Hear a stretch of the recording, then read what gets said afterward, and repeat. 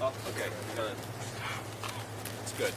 So first, I just want to say a little bit about what this building behind us represents. So you can see it's all boarded up. This is, of course, the headquarters of the 3rd Precinct, which was burned down. Burned out, I should say, thanks to Tim Walz's completely failed leadership. And, you know, talking to these folks behind me, I mean, these are law enforcement officers. A lot of them were here, some of them for many days when this was allowed to happen.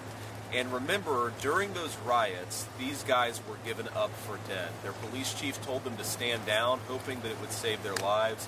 A couple of them just told me just now their fear that they would be killed by the violent mob that was attacking this precinct.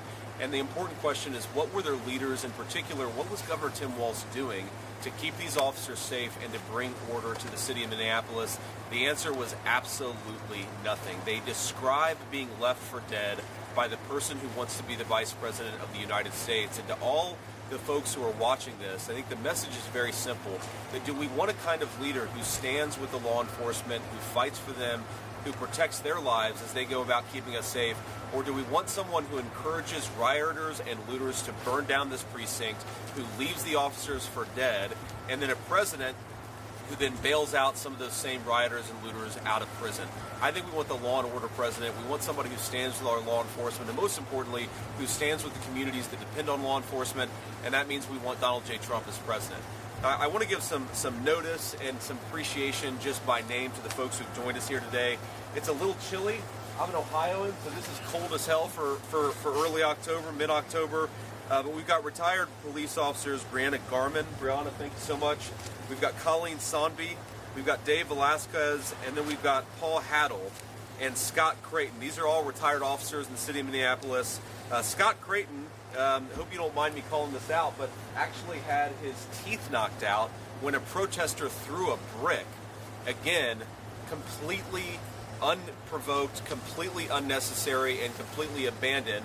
And because of it, Scott, thank God it wasn't worse, but certainly had a very serious injury.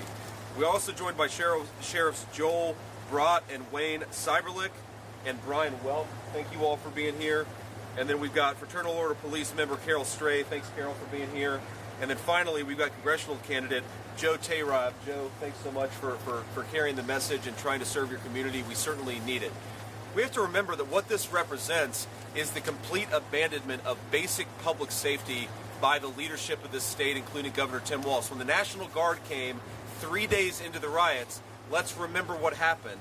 Tim Walz told Donald Trump initially that he didn't need the National Guard, and then, of course, as things completely spiraled out of control, he then begged for the National Guard, and of course, Donald Trump willingly offered the National Guard to keep these officers safe, but also to bring some public safety back to Minneapolis.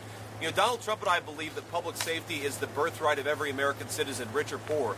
It's why we believe in strong border laws. It's why we believe in supporting our police officers as they try to keep us safe. It's why we believe that you shouldn't encourage rioters and looters to burn down cities like Minneapolis. You should put the bad guys in jail. You know, as I was thinking about what I was going to say today, it occurred to me that there's a fundamental racist assumption at the heart of most progressive arguments about violent crime. This idea that somehow it is racist to enforce our laws and to throw violent criminals in jail is absurd, because we know that most black Americans, whether in Minneapolis or outside of this city, are law-abiding citizens.